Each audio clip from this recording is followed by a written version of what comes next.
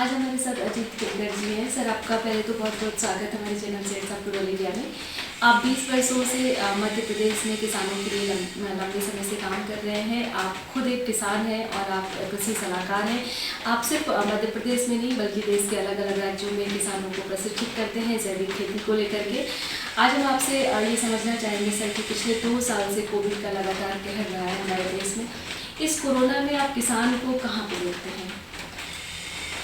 जी, आपने बड़ा ही अच्छा प्रश्न किया कि जो कोरोना का संकट काल आया इसमें किसान की क्या स्थिति हुई। तो मैं इंदौर शहर की बात करूं तो मैंने देखा कि जब से लॉकडाउन चालू हुआ पिछले फेज़ में भी, तो हमने देखा कि शहर के जो उपभोक्ता वर्ग हैं ये सब कुछ भूल करके एक ही चीज़ ढूंढ रहे थे कि सब्जी कहाँ से मिलेगी, अनाज कहाँ से मिलेगा। तो कुल मिलाकर हमें ऐसा लगा कि इस कोविड आने के बाद में जो किसान की आम समाज में एक महत्व है वो महत्व बढ़ गया। ये कोरोना काल का मैं तो एक पॉजिटिव साइड समझता हूँ। दूसरी बात, मैंने यह भी देखा कि बहुत सारे किसान जो शहरों में चले गए थे और जब शहरों में उन्होंने जब वापस भाग के जब अपने गाँव की तरफ लौटे तो वो जो तकलीफ़ें और पीड़ा सही, तो ऐसे अनेक किसान हैं जिन्होंने निर्णय लिया कि अब हमारा गाँव ही हमारा स्वर्ग है, उसको छोड़कर नहीं आएंगे। गाँव में आकर के कैसे हम खेती को अच्छा बनाएं, कैसे पर्यावरण के साथ मिलकर काम करें। तो ये एक मैंने एक इसका पॉजिटिव साइड देखा। और एक और पॉजिटिव साइड देखा कि आज हम देखते हैं कि हमारे गांव में बहुत बड़ा पैसा जो होता है बच्चों को पढ़ाने के लिए खर्च किया जाता है, बड़े बड़े कोचिंग इंस्टीट्यूट्स में बच्चों को। लेकिन अभी इस कोरोना के संकट काल में मैंने अनुभव किया, जैसे बहुत सारे ऐसे बहुत हाईली एजुकेटेड जो यूथ्स हैं जो बड़े बड़े पोस्ट पे हैं, बाहर की कंट्रीज़ में हैं, वो लोग वहाँ से छोड़ करके अब उन्होंने प्लानिंग किया है कि वापस आकर हम खेती को अपना जो है व्यवसाय बनाएंगे। क्योंकि कहीं न कहीं उन फॉरेन में गए लोगों के मन में भी घूम फिर कर ये बात आई कि प्रकृति के निकट रहना और अन्न को शुद्ध रूप में स्वीकार करना, जो भारतीय चिंतन पद्धति में बात कही जाती थी कि अन्नम परब्रह्म, अन्न ही ईश्वर है और जैसा खाए अन्न वैसा रहे तन और वैसा रहे मन। तो यह भी एक बात ध्यान में आती है कि इस प्रकार का एक रिवर्स माइग्रेशन, जो पढ़े लिखे लोग वापस से खेती की ओर जुड़ना चाहते हैं, तो ये कोरोना के कुछ पॉजिटिव इफेक्ट हैं। और मुझे लगता है कि आने वाले समय में ये बहुत अच्छा इम्पैक्ट इसका रहेगा, क्योंकि शहरों में रहने वाले लोग भी अब इस बात को समझ चुके हैं कि उन्होंने देखा कि जिनका खान पान अच्छा है उनमें लड़ने की प्रतिरोध क्षमता अच्छी है, जिनके घरों में जैविक आहार लिया जाता है उन लोगों को कोरोना का असर बहुत कम या ना के बराबर हुआ, वो आराम से बाहर निकल आए। तो शहरों में भी इस प्रकार से विषमुक्त खेती के उत्पादों की मांग ये बढ़ती हुई मैंने अनुभव की है।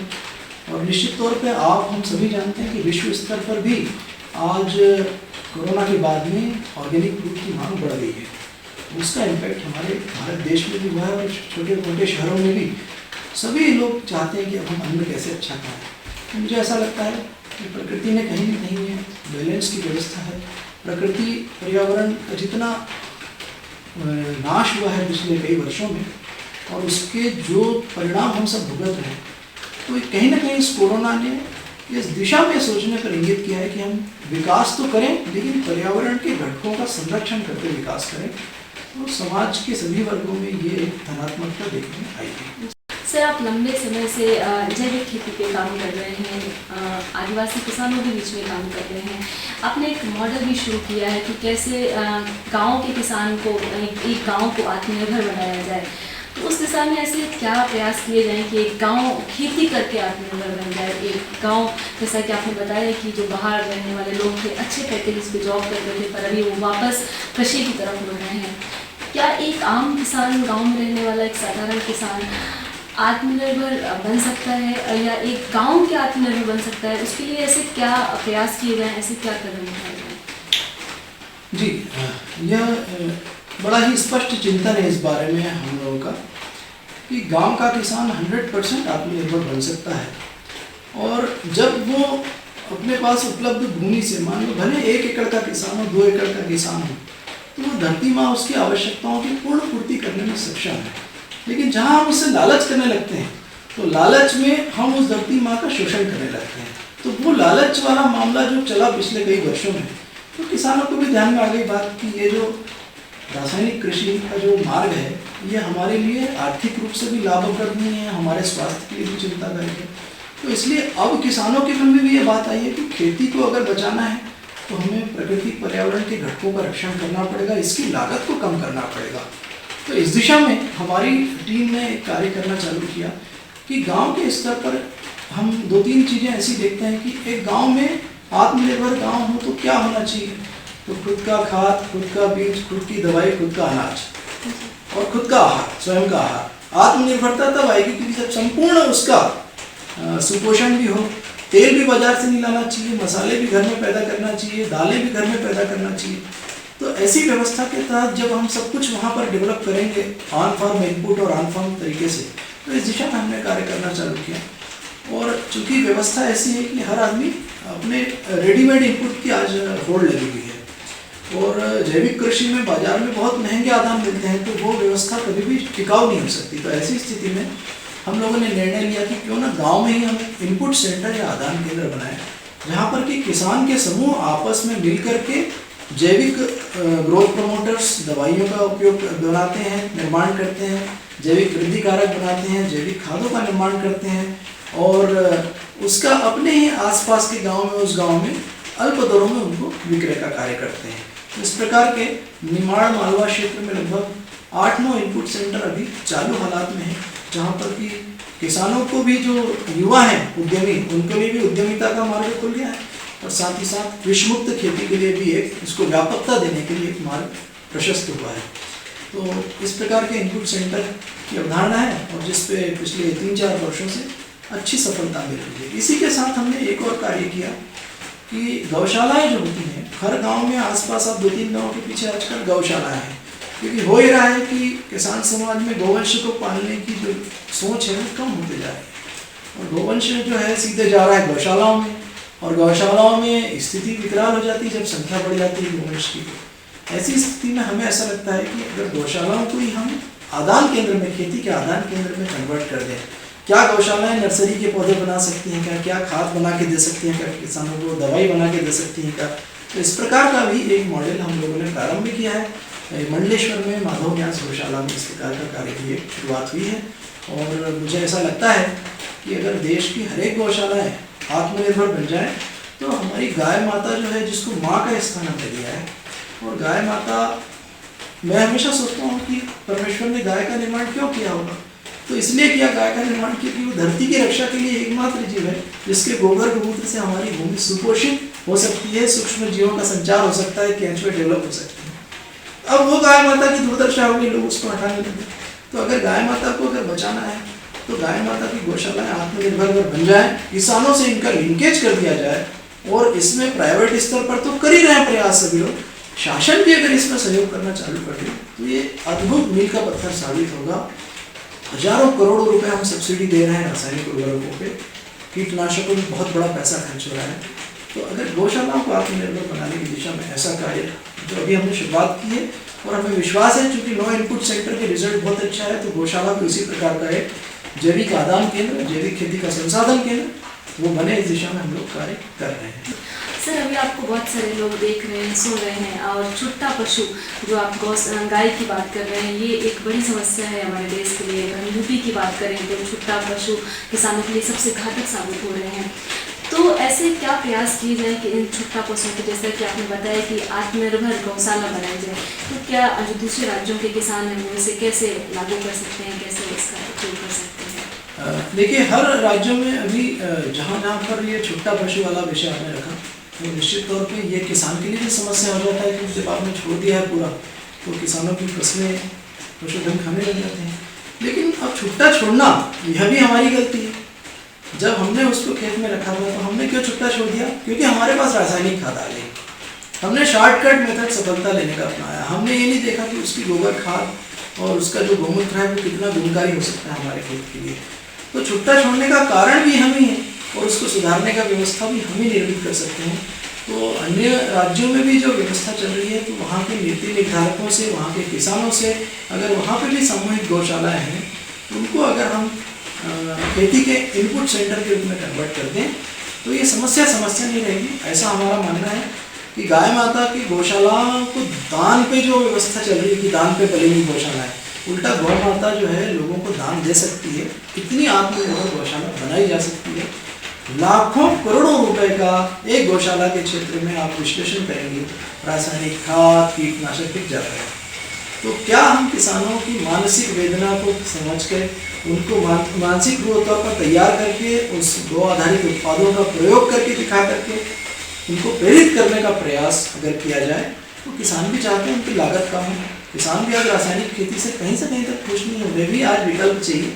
तो ये एक बहुत अच्छा मार्ग हो सकता है कि गौशालाओं को ऐसे क्षेत्रों में भी जहाँ पर खुले पशु छोड़ दिए गए हैं और नीति निर्धारकों के द्वारा क्षेत्रीय स्तर के जो ग्रामीण हमारे समूह होते हैं, संगठन होते हैं गांव में काम करने वाले, उन्होंने मिलकर के ये कार्य करना चाहिए। सर, आप 20 वर्षों से जैविक खेती की तरफ काम कर रहे हैं और आपने लाखों की संख्या में किसानों को प्रशिक्षित किया है।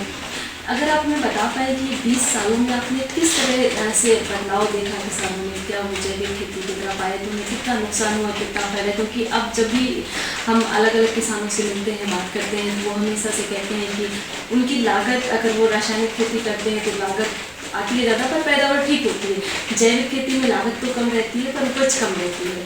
इसको लेके आपका क्या कहना है? ये एक बहुत बड़ा संशय और भ्रम की स्थिति हमेशा निर्मित होती है। जब जैविक शब्द आता है तो अनेक लोगों को मन में आता है कि जैविक कृषि करने को घाटे में, इसलिए मैं जैविक कृषि की बात को न करते हुए अगर मैं दूसरे तरीके से इसकी समस्याओं को देखूं तो मैं प्रश्न करता हूँ किसानों से कि भाई खेती की पहली समस्या क्या है? तो किसान बताएंगे कि भैया सबसे बड़ी समस्या मौसम हमको साथ नहीं देता। तो मौसम क्यों नहीं साथ देता है? क्योंकि जो हरियाली है, ग्रामीण वातावरण जो हरा भरा था, वो हमने हरियाली खत्म कर दिया। तो अगर मैं समाधान के रूप में बात करूं कि मौसम परिवर्तन अगर चुनौती है तो मेड़ों पर वृक्षारोपण करना, मेड़ों पर झाड़ियां लगाना, खेत के सूक्ष्म जलवायु को सुधारना, गांव के जलवायु को सुधारना, ये एक समाधान है। धरती माँ की सेहत खराब हो रही है, हर किसान जानता है। हर किसान जानता है कि आज उसके जो है रासायनिक खादों की मात्रा बढ़ानी पड़ती है उसको, और जो है इतना डालने के बाद में भी कोई गारंटी नहीं कि फसल पकेगी अथवा नहीं, और वो रासायनिक खाद के लिए भी अनावश्यक पैसे बहुत बड़ी खर्च करके लाते हैं। तो वैज्ञानिकों से भी प्रश्न है कि धरती माँ की सेहत काय से सुधरेगी? तो सारे विश्व के वैज्ञानिक एक ही बात कहते हैं कि organic carbon is heart and soul of soil. मृदा का जीवांश पदार्थ उसकी आत्मा है। अब आत्मा है तो फिर उस आत्मा को बढ़ाने के लिए काम करना होगा।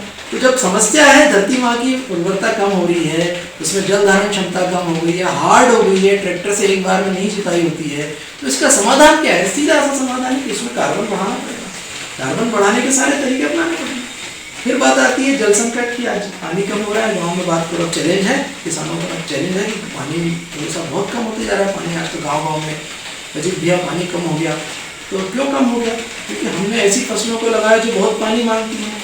हमने जो है पानी को यूज तो कर लिया लेकिन उसके रिचार्ज की व्यवस्था नहीं करी।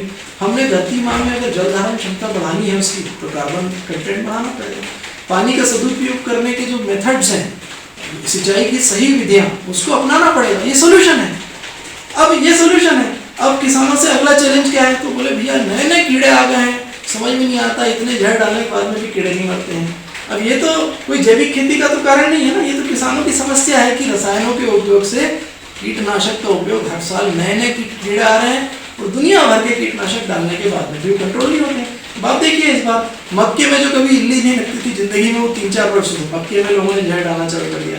अब ये समस्या है। समस्या है कीड़ों का बढ़ना, समस्या है उनमें रेजिस्टेंस आना। क्या है समाधान?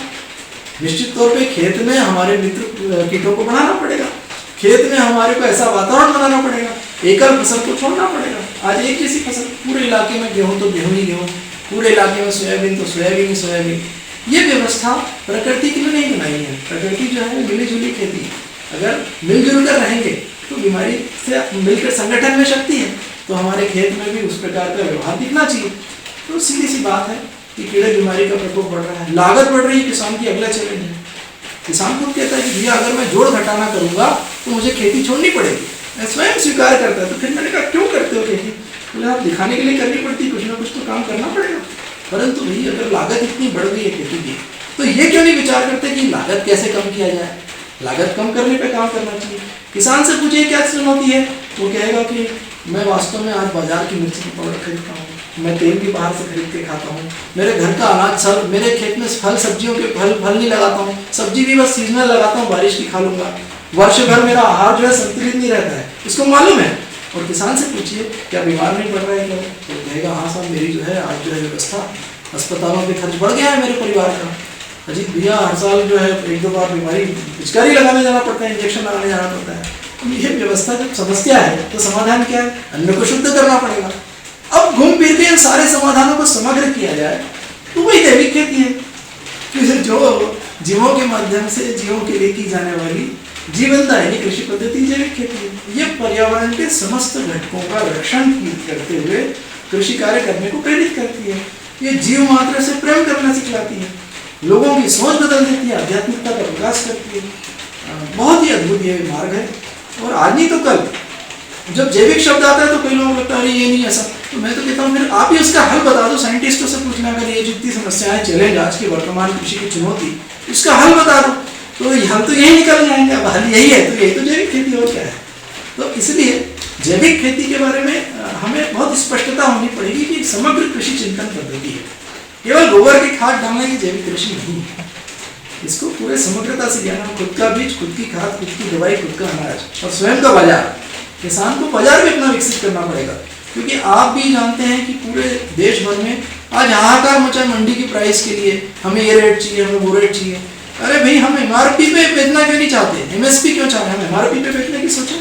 आज जो है हम मिर्ची जो है उसको पाउडर बना के देंगे तो हमारे लोग खरीदने को तैयार है। 400 रुपये 300 रुपये किलो मिर्ची की पाउडर, हल्दी में बना के हल्दी की पाउडर बना के बेचें।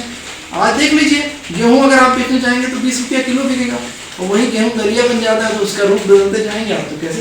तो किसानों को कहीं ना कहीं प्रोसेसिंग की तरफ भी ध्यान देना होगा, और तभी ये समग्र रूप से शाश्वत कृषि व्यवस्था निर्मित हो पाएगी।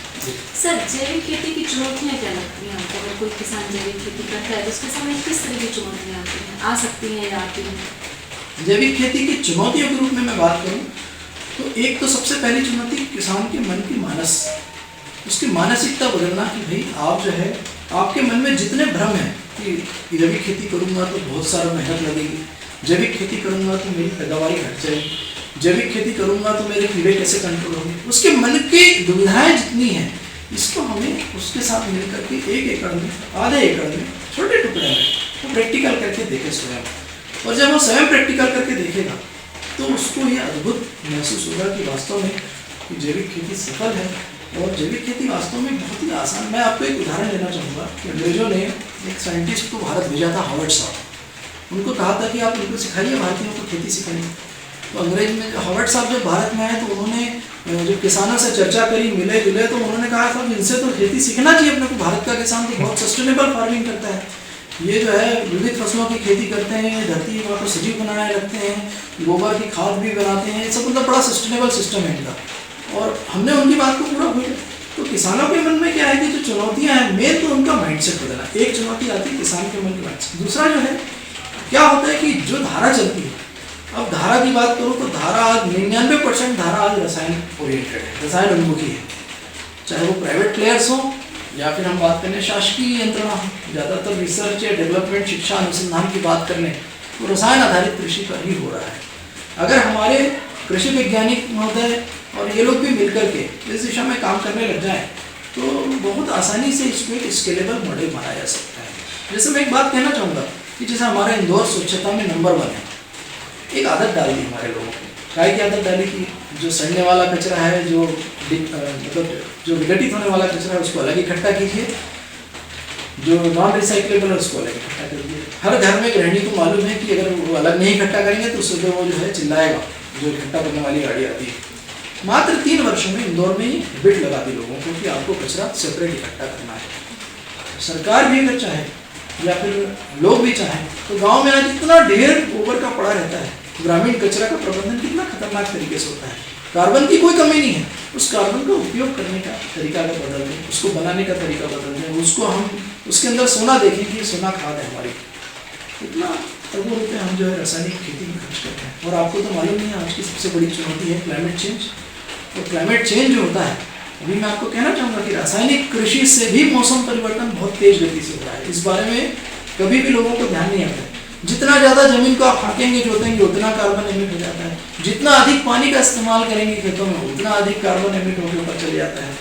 आप एकल फसल पद्धति लगाएंगे तो कार्बन एमिशन होता है। कार्बन चक्रीकरण की प्रक्रिया हमने बंद कर दी, मोनोकल्चर अपना के ये सब कर दिया। और रासायनिक खाद लाते हैं तो फैक्ट्री टू फार्म कहाँ बन रहा है भैया? बोले साहब चाइना की फैक्ट्री में खाद बनेगी या कहीं और बनेगी, वहाँ से वो खाद वातावरण में कितना धुआं छोड़ेगी बनते टाइम पे, वहाँ से वो पोर्ट पे आएगी, वो कितना धुआं वातावरण छोड़ेगी, वहाँ से ट्रकों में भर भर के आपके गाँव में आएगी तो कितना धुआं छोड़ेगी।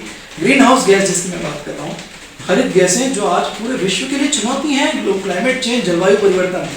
आज सारा किसान खर्चा कर ले केमिकल फार्मर, मौसम साफ नहीं दिया तो सारा पैसा एक दिन में पानी में बह जाता है, क्योंकि मौसम ही साफ नहीं दे रहा आजकल और ये घटनाएं बढ़ रही हैं। तो कार्बन एमिशन को बढ़ाने वाली खेती जो है वो रासायनिक कृषि है। जैविक कृषि अगर हम करेंगे तो कार्बन का चक्रीकरण की प्रक्रिया बढ़ेगी। अब फर्टिलाइजर इंडस्ट्री से जो फर्टिलाइजर खेतों में डलता है उसमें से नाइट्रस ऑक्साइड नाम की गैस मुक्त होती है, जिसको कार्बन डाइऑक्साइड से भी 310 गुना हार्मफुल पाया गया है कि वो ऊर्जा को शोषित करती है। अब ग्लोबल वार्मिंग वैश्विक स्तर पर एक चुनौती है, तो मैं आपको कहना चाहूँगा कि अगर इस प्रकार से तापमान बढ़ता रहा तो आंधी तूफान, टेम्परेचर इम्बैलेंस और बहुत ही विकृत परिस्थितियाँ किसानों के लिए निर्मित होंगी। तो मौसम परिवर्तन से लड़ने के लिए भी अगर कोई कृषि पद्धति है तो वो जैविक कृषि है। ये जो सारी बातें हैं कि किसानों को एक प्रकार से समझाना हो और उसको नेट इनकम की बातें भी बतानी होगी। क्या होता है, अभी आपने एक बात कही कि किसान कहते हैं कि उत्पादन इसमें ज़्यादा मिलता है, पर किसानों की आमतौर पर एक सोच है, वो शुद्ध आमदनी को कभी कैलकुलेट नहीं करते हैं कि भाई मैंने 1 रुपये लगाया और 3 रुपये कमाया, और आप जो है 5 रुपये लगा के 6 रुपये कमा रहे हो। स्थिति कौन सी सही है, कौन सा रिस्क कम है किसमें? इस बारे में भी काश्तकारों ने अब सोचने का समय आ गया। जितनी लागत बढ़ाएंगे कर्ज के चक्र में हर साल फंसते जाते हैं, हर साल फंसते जाते हैं, और वो ऐसा दुष्चक्र निर्मित हो गया कि उसके बाहर निकलना उनके लिए बहुत भयंकर वो होते जा रहा है, भारी पड़ते जा रहा है। ऐसे समय में मुझे लगता है गौ आधारित जैविक कृषि एकमेव मार्ग है जो किसान को इस भयंकर भय सागर से बाहर निकाल पाएगी। सर, अगर हम आपसे जानना चाहें कि आप लगातार जैविक खेती पे काम कर रहे हैं, जैविक खेती के फायदे आपने भी बताए कि आने वाले समय में फार्मर से कितने फायदे, अगर हम आपसे समझना चाहें संक्षिप्त में कि जो किसान अभी हमारे देश में किसानों की एक बड़ी संख्या है जो रासायनिक खेती कर रही है, जिसकी मुख्य वजह है कि उनकी पैदावार ज़्यादा हो रही है, ऐसा उनका मानना है। तो ऐसे 5 कारण अगर हम आपसे समझना चाहें तो 5 क्या महत्वपूर्ण कारण हैं जिससे कि जो अगर किसान जल्दी जैविक खेती की तरफ मूव नहीं किए तो वो खामियाजा उठाना पड़ेगा जो रासायनिक खेती कर रहे हैं, क्या उसके नुकसान है आने वाले दिनों में, क्या नुकसान आपको होगा? तो एक तो मैंने आपको पहला बताया, मौसम परिवर्तन एक बहुत बड़ी चुनौती है किसान के सामने। धरती माँ की गिरती हालत, जो सेहत खराब होती जा रही है धरती माँ की, हार्डनेस सॉइल कॉम्पैक्ट होती है। तीसरी बात मैंने बताया कि कीट रोगों में प्रतिरोध क्षमता बढ़ रही है। ऐसे नए नए कीड़े आ रहे हैं कि किसान रासायनिक कृषि करने वाला परेशान है उनसे। आप सोचिए कि इतना रसायन डालने के बाद में भी पिछले वर्ष निमाड़ में मिर्ची फेल हो गई, वायरस आ गया, अरबों रुपए का पेस्टिसाइड डालेगा लेकिन कोई सोल्यूशन नहीं था। तो ये कुछ ऐसे मुद्दे हैं कि भाई पेस्ट का अटैक का बढ़ना, लागत किसान को ध्यान में आ रही है कि खेती की लागत बहुत बढ़ते जा रही है उसके हिसाब से। और 5वां कारण जो है स्वास्थ्यगत समस्याएं, यह भी किसान को कहीं ना कहीं मैंने अनुभव किया है, क्योंकि हम लोग 20 साल से काम कर रहे हैं। जब 2000 से लेकर 2005-7 का समय जो बताऊंगा, उस समय तो हम लोगों को लोग समझते थे क्या होता है जैविक, क्या होती है जैविक, ये तो कोई इस पर चिंतन ही नहीं था लोगों के मन में। और उस टाइम पे मैं और मेरे बड़े भाई साहब रवि केलकर हम जब खेतों में भ्रमण करके देखते थे तो हमें लगता था कि ये रसायन का हमारा लंबे समय तक टिकाऊ नहीं रह सकता, लेकिन उस समय इसकी महत्ता नहीं थी। कुछ राज्य विशेष में थोड़ा थोड़ा राज्य स्तर पर काम चालू हुआ। 2009 के बाद में भी उतना कोई चेंज नहीं आया। 2010-11 के बाद में जैसे जैसे क्लाइमेट चेंज होता गया और बाद में नई नई जो खेती की समस्याएं आती गई, तो थोड़ा किसानों को लगा कि कहीं ना कहीं कुछ काम होना चाहिए। वैज्ञानिक वर्ग में थोड़ी सोच बनी कि हमें जैविक की दिशा में विचार करना चाहिए। खास करके अभी पिछले 5 वर्षों में वैज्ञानिक समाज भी अब इस दिशा में चिंतन मनन करने लग गया है कि हमें भी जैविक खेती के पैकेज ऑफ प्रैक्टिस बनानी पड़ेगी। जैविक खेती पे सरकार की योजनाएं लेके आ रही हैं, हालांकि वो बहुत छोटा सा हिस्सा है, लेकिन एटलीस्ट एक चिंतन चालू है। उपभोक्ता वर्ग में बहुत बड़ा बदलाव आया है। जो 2002-3-5 में हम लोग जब अपने खेत का गेहूँ या फिर बाहर से गेहूँ देते थे उपभोक्ताओं को, तो उस समय उपभोक्ता को इतनी अवेयरनेस नहीं थी जैविक क्या होता है, जैविक गेहूँ क्या है। आज का उपभोक्ता ये समझ में आ गया उसको कि भैया अगर मैंने जहर वाला खाया तो निश्चित तौर पे मैं कोरोना जैसी बीमारी अपने घर पे लेके आऊँगा या कैंसर लेके आऊँगा। तो उपभोक्ताओं में तीव्रता से जागरूकता बढ़ी है, किसान समाज में भी बढ़ी है। और उपभोक्ताओं में भी बढ़ी। तो 2020 साल पहले का जो हमारा रास्ता चालू किया था हम लोगों ने, अब मुझे ऐसा लगता है कि आज हम 2021 में देख रहे हैं कि बहुत अद्भुत बदलाव है उपभोक्ताओं की तरफ से भी और किसानों की तरफ से भी। इस कृषि की मांग हो रही है अपने आप से। किसान खुद होकर फ़ोन लगाते हैं, जो पहले कभी नहीं लगाते थे। पिछले 5-6 वर्षों में अनेक क्षेत्रों के किसान इस दिशा में खुद होकर काम करना चाहते हैं। जी। बहुत शुक्रिया सर, आपने बहुत कम समय में, आपका एक लंबा समय रहा है किसानों के बीच में काम करने का। आप अजीत केलकर जी हैं, आप मध्य प्रदेश के गाँव शहर में रहते हैं। आप 2 भाई हैं, रवि केलकर जी और अजीत केलकर जी। आप किसी परिचय के मोहताज नहीं हैं पूरे मध्य प्रदेश में। आप देश के अलग अलग राज्यों में जाके वहाँ पर शिक्षा का काम करते हैं। आप न केवल एक सफल किसान हैं, बल्कि आप एक सफल उद्यमी हैं। आप एक सफल, हम कह सकते हैं, कृषि सलाहकार हैं। और आपने जैविक खेती पे गाँव को आत्मनिर्भर बनाने की दिशा में लंबे समय तक काम किया है। आपके द्वारा बहुत सारे मॉडल फॉर्म हैं जो आपने अपने फील्ड में तैयार किए हैं। हम सर आपको बहुत धन्यवाद देना चाहेंगे शिक्षा विद्या की तरफ से कि आप बहुत अच्छा काम कर रहे हैं। और आने वाले समय में हमारी पूरी कोशिश रहेगी कि जो मॉडल आपने तैयार किए हैं अलग अलग हिस्सों में अपने मध्य प्रदेश में, उनका जाके हम विजिट करें। अपना कीमती समय देने के लिए और एक महत्वपूर्ण चर्चा में का हिस्सा बनने के लिए आपका लंबे समय का अनुभव है, लेकिन आपने बहुत कम समय में एक छोटा सा अंश है आपकी जानकारी का। हमारी कोशिश रहेगी कि आने वाले दिनों में हम इस बातचीत को और जारी रख पाएँ और आपसे लंबे समय तक बात कर पाएँ। थैंक यू नीति जी। और मुझे भी बड़ी खुशी हुई कि शेड्स ऑफ इंडिया जो है रूरल इंडिया, और ख़ास करके महिलाओं को फोकस करके आपके द्वारा ये जो कार्य किया जा रहा है, मुझे लगता है कि हमारे ग्रामीण क्षेत्र में जो महिलाएं हैं, निश्चित तौर पे मैं आपको आमंत्रित करूंगा। आगे भी आप, ऐसी बहुत सारी महिलाएं हैं जो अद्भुत कार्य कर रही हैं, इनपुट प्रोडक्शन सेंटर संचालित कर रही हैं, कुछ अनूठा कार्य कर रही हैं। ज़रूर आपसे उनको इंट्रोड्यूस करना चाहूँगा। धन्यवाद।